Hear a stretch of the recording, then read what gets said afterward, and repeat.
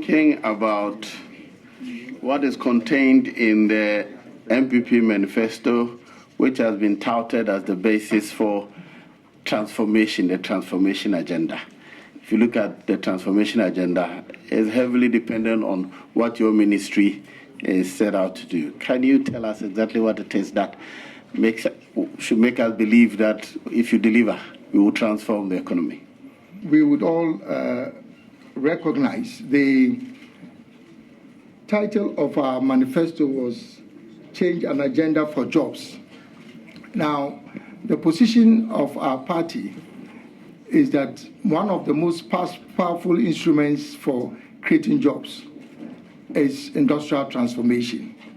And so the focus of our agenda for job creation is through industrial transformation. And there are 6 main pillars of this agenda. First is improving the competitiveness of existing local industries. Clearly, there's value in starting new industries, but we want to look at existing companies, help them to become more competitive. And so that's the first element of our agenda for industrial transformation. And we are working towards being able to provide a stimulus package for existing industries, which will involve us undertaking a diagnostic study of these companies and identifying exactly what it will take for them to become more competitive. Because we believe that if they are able to enhance their competitiveness, they will be able to create more jobs and also enhance our revenue generation. The second is the One District, One Factory initiative. We recognize that even if, admittedly, it is useful to support existing companies, we recognize that the concentration of existing industries, either by chance or design, is in the major cities of Ghana. So the One District, One Factory initiative is designed to do a number of things. First, to create massive employment all over the country. And secondly, to add value to our natural resource base. Thirdly, to identify potential strategic export commodities, which then would help our export revenue generation. Fourthly, also to identify import substitution products that could also help us reduce our expenditure, foreign exchange expenditure. Okay. Chairman, if you permitted me, since you are rolling out competitiveness of local, what will you be seeking to do and within what timelines? Initially, we would undertake a diagnostic study. Let's take for granted we have 100 companies that we believe are potentially viable but are currently distressed. We, as I sit here now, will not be in a position to determine the specific support that they need to improve their competitiveness.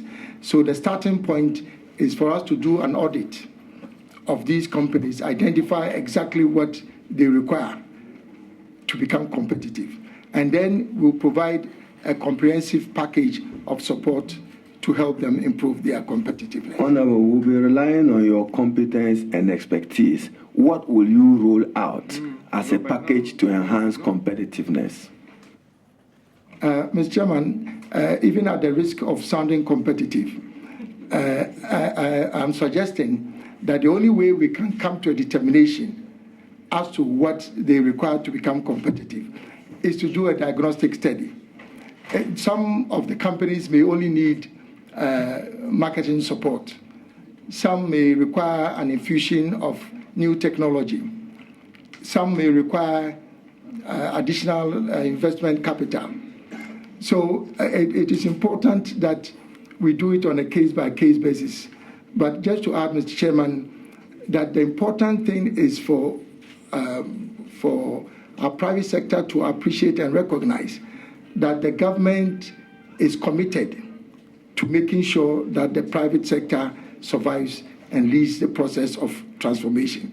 And that is why we are starting with existing companies. Both past and into the future, what will you do for the private sector of Ghana? You are free to share your previous, but we are more interested in going forward. First is facilitating access to capital, particularly medium to long-term capital. We all recognize that it is not as if the banks in this country do not provide credit and financing, but we know it is the tenor of the credit that they provide, which is a challenge for our companies. So our first focus will be on facilitating access to medium and long-term capital. It is in this regard that we've made a number of commitments. First is to refocus the operations of the National Investment Bank to provide medium to long-term credit. Secondly, we've proposed the establishment of an industrial development fund, which would literally do the same thing. And also, we've talked about reviving and recapitalizing existing financial intermediation that would also produce the same thing. Thank you, Mr. Nominee. You've just mentioned capital for the private sector. Where you have a government which overcrowds the private sector and a prohibitive interest rate regime, what will you do to improve that? Mr. Chairman, respectfully, I need clarification. When we say a government that is crowding out, we are talking about a new government coming into power. So if it is the record of the previous government that we are talking about having crowded out the private sector, then unfortunately I may not be able to respond to that. But what we intend to do is to make sure that government limits its borrowing from the financial sector, particularly from the banks. Now, once you do that, the banks have literally no option but to increase the delivery of capital to support businesses. So that's the first thing. Secondly, if we reduce the treasury bill rates, then it reduces the appetite of banks to lend to government. And that also will release more funds to support the private sector. So those are two things that I know we intend to do. Okay, can you come back on track? You were telling us how... so that's for the one district, one factory. It is not a substitute for the stimulus package for existing companies. It is complementing it. The third element is the establishment of a number of strategic anchor industries, including the petrochemical industry, iron and steel industry, an integrated aluminum bauxite industry, the pharmaceutical industry, vehicle assembly and automotive industry, and then also, last but not the least, the manufacturing of machinery and equipment and components. Now, the reason why we are focusing on these mega anchor industries is because we are talking about transformation. The stimulus package for existing companies will make a contribution. There's no doubt about that. The one district, one factory will make a contribution. But if you are looking at transformational change, then you're looking at these anchor industries that will have a fundamental, long-lasting effect on our economy. So that is the third component. The fourth component is to now zero in on domestic trade. If we're going to support local industries, then obviously we have to be concerned about how we help them with their domestic trade agenda. And so we'll be looking at a number of interventions, helping to improve and modernize domestic retail infrastructure. We all know what has been going on in our markets. So that's a very important part of what we want to do. We also want to use our local contact provisions, legislation, to support the consumption of locally made goods. Now, the fifth component is to promote exports. Again, if we did all that I've talked about and do not focus on how we expand our export base, we will not generate enough foreign exchange to support our local currency. So underpinning all this is a very aggressive program to support export development. I mean, for over a century, we've been relying on cocoa, gold, and timber as our major export crops. And we believe that it is time for us to look at export diversification. You have an idea how much it will cost to implement the one factory, one district program? Thank you, Mr. Chairman. Mr. Chairman, as I indicated, it is only when a business plan for a particular district enterprise is completed that we'll know the cost. Once we know the cost, we have to come to an agreement with a potential investor what kind of equity, debt proportion, government's contribution that will be desirable. So we're not talking about state enterprises where government says that we are putting X million cedis behind a particular project. Thank you. So how do you intend to finance it? What will be government's role in the financing of those initiatives? In any particular situation where government determines it is desirable to actually invest equity funds in a particular project after consultation with a private sector investor, there is an agreement in principle, and I'm talking about agreement in principle, for government to allocate a certain percentage of the $1 million that is intended now to go to every constituency, a percentage of that to support each particular district. I mean, the details will be worked out. That is one component of how government will support its financial contribution. Secondly, we are talking about viable commercial enterprises. So if government even has to borrow to be able to provide equity to support a private sector, why not? I mean, we have to borrow on the capital markets to fund infrastructure projects which may not necessarily have commercial returns.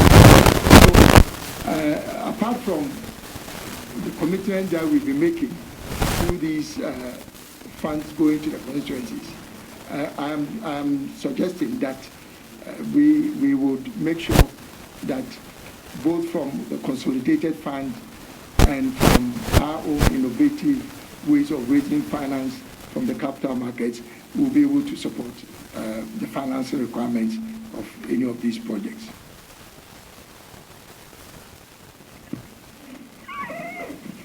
Honorable nominee, congratulations once again. Thank you, Madam. Just a follow-up on an earlier statement that you made, that in finding potential investors to partner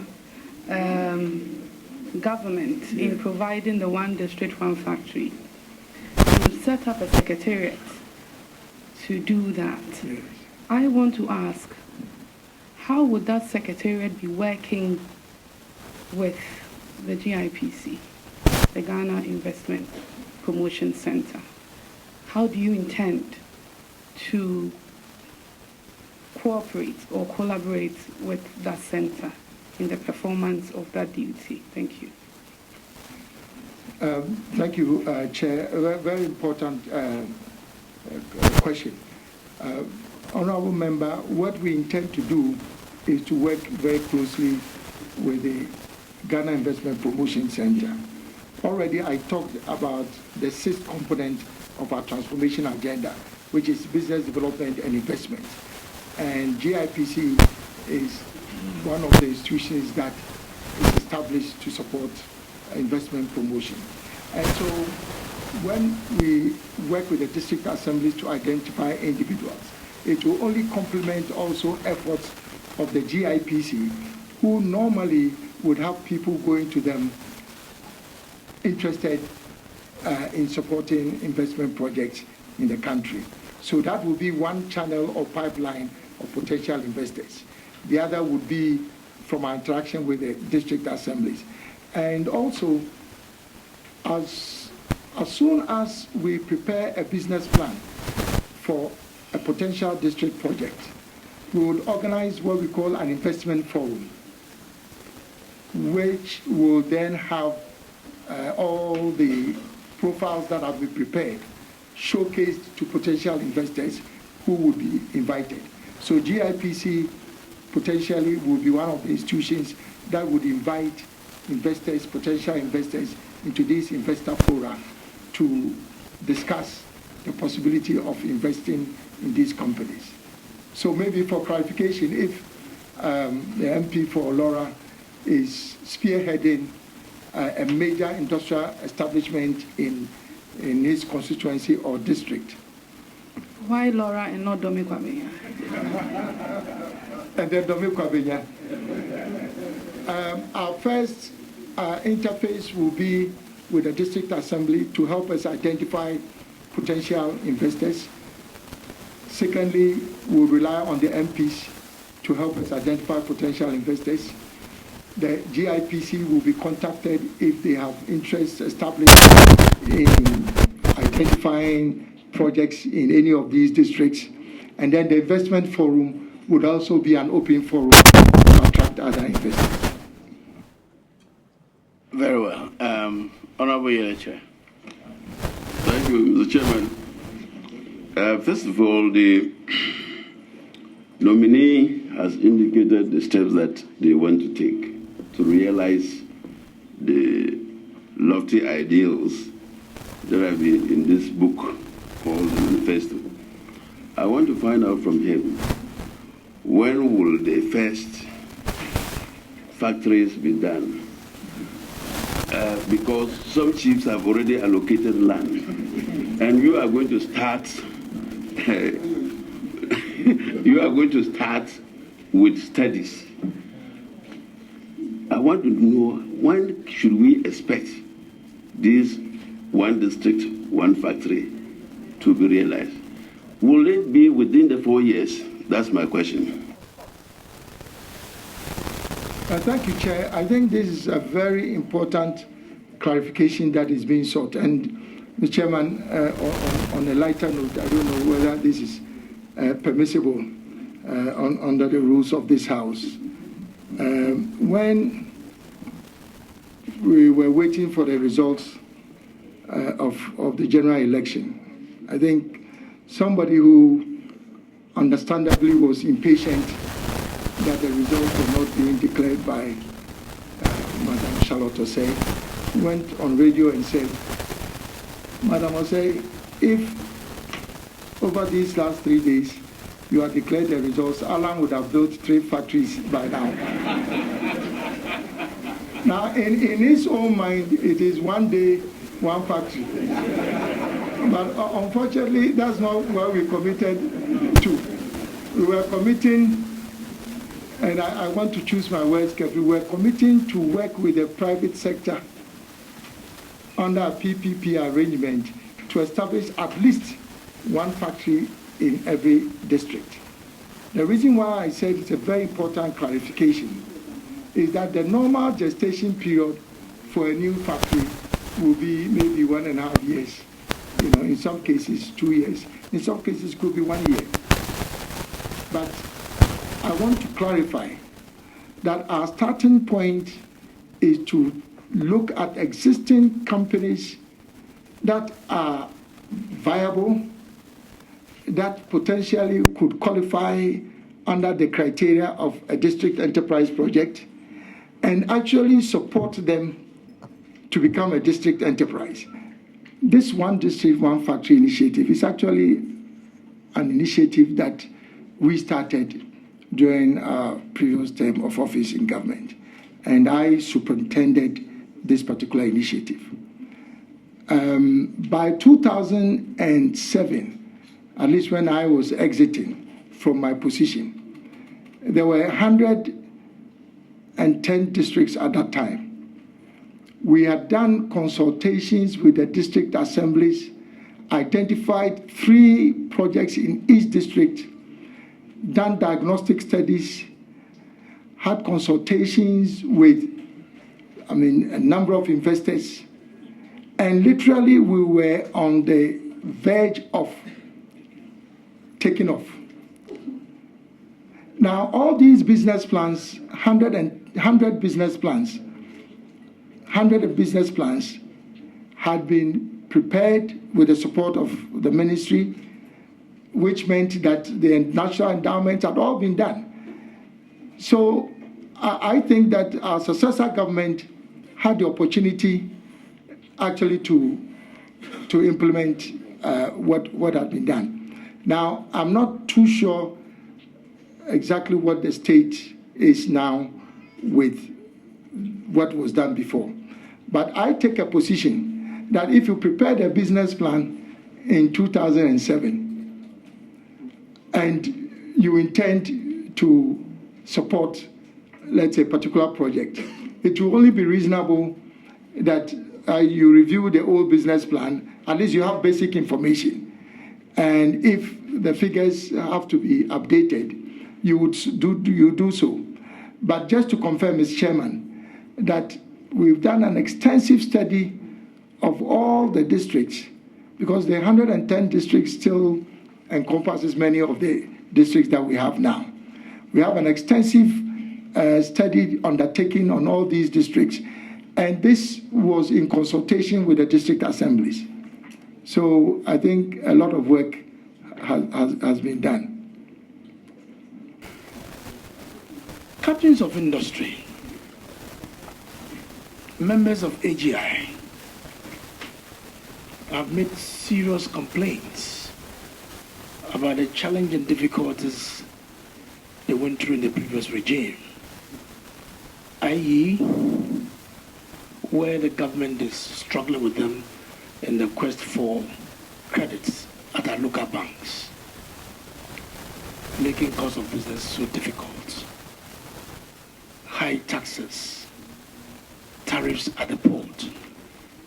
Your ministry, from the understanding that we had from Honorable Yosafo Mafo, is one of the economic ministries. And for that matter, with this background that I've given and your experience in the very ministry that you're going to serve, what are you going to do to make sure that members within the trade and industry fraternity will have that sort of respite to enable them to produce, create jobs for the teeming youth in our country? So can you share with the committee what exactly, in terms of policy direction, that you could really bring on board, at cabinet level, that will facilitate the businesses that we're going to do are going to have that sort of room for them to do better than before? Thank you very much. Thank you, Mr. Chair. Honourable Member, I think part of the response lies in the belly of what I've said before, because all the 6 components of industrial transformation agenda is really meant to support the private sector. But for emphasis, there are a number of things that the business sector has been worried about. First is general business environment in terms of regulations, even to the extent of how long does this take to register a business. So there are interventions designed to improve the regulatory reform, the legal and regulatory reform, which will be part of what the ministry will be engaged in. If you talk about access to land, that is part of the challenge that currently confronts the business sector. Access to energy. We've talked about access to finance.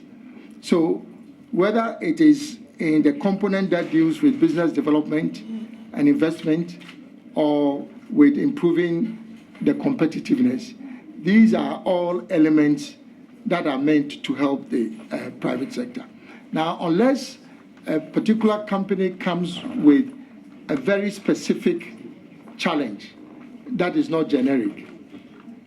If that is the case, then we are committed as a ministry to provide a direct response to that. Otherwise, what I've described in general is meant to cover every conceivable challenge that the private sector will be more or less complaining about. But just also to add, Mr. Chairman, that on a continuous basis, we believe that it is important for government to dialogue with the private sector to be able to continuously address challenges as they come, because business is dynamic. And so there's a private sector government dialogue mechanism that will be introduced where the government, particularly the president and senior members of government, will have the opportunity of dialoguing with the private sector in a structured environment every year. And I think that will give further opportunity for us to determine the needs of the private sector. Thank you. Mr. Chairman, Gratis Foundation is one of the institutions that falls within your ministry. And my understanding, I'm speaking from my background as a member of the Trade and Industry Committee. Anytime budget is read in our consideration stage, at committee level, we realize that Gratis Foundation is underfunded. And their target basically is at a small scale level.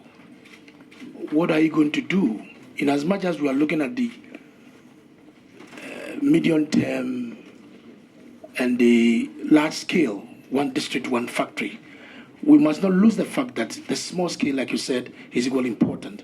What are you going to do to really support Gratis Foundation so that they can also have the full grounding to speed up the development that we're looking for? Thank you. Thank you, Honorable Member. Honorable Member, there are a number of agencies operating under the ministry, which includes Gratis. What we propose to do very early on when I received the nod and have the opportunity to lead the ministry again is to do an institutional audit of all these agencies, including Gratis, to be able to identify exactly what it takes for us to make them more effective in their operations. And so in that regard, we'll be looking at institutional renewal, which would also include human resource capacity development.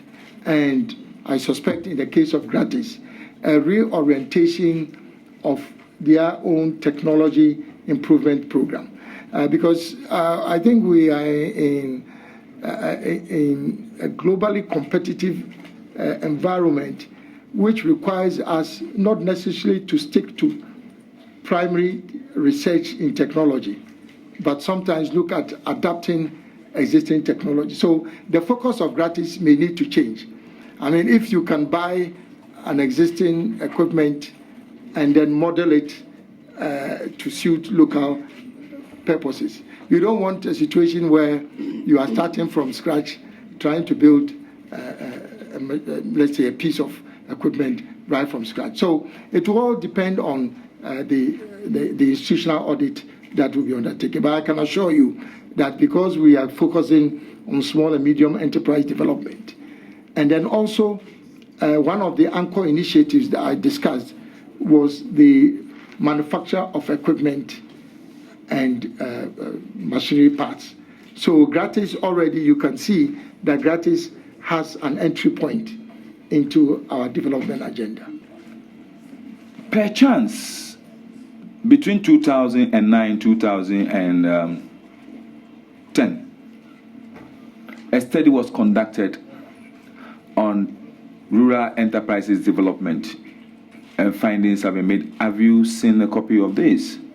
And if you have, by MBSSI, one of the salient points that came out from that study is that 80% of small and medium scale enterprises are supposed to be supported through the MBSSI.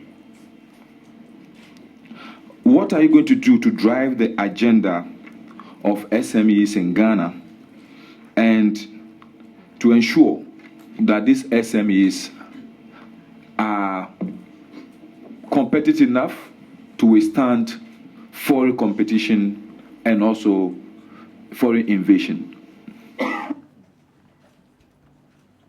Thank you, Chair. A number of the things, some of which I've already alluded to in our plan to support private sector development and industrial transformation. But specifically, in respect of small and business development, number one is to reduce that includes reducing the taxes that are currently taxes levies currently imposed on these companies. It also includes facilitating access to finance, which I've already talked about. We've discussed the issue of supporting market development interventions, which is also helping them to promote their goods. We've talked about access to technology. Now, these are all challenges currently confronting the small and medium enterprises. So we are going to ensure that in the 6 areas that we've already discussed, that at the center of our interventions will be the small and medium enterprises, not leaving out the micro enterprises, but essentially the small and medium enterprises. Basically, this is going to be the focus of what we'll be doing.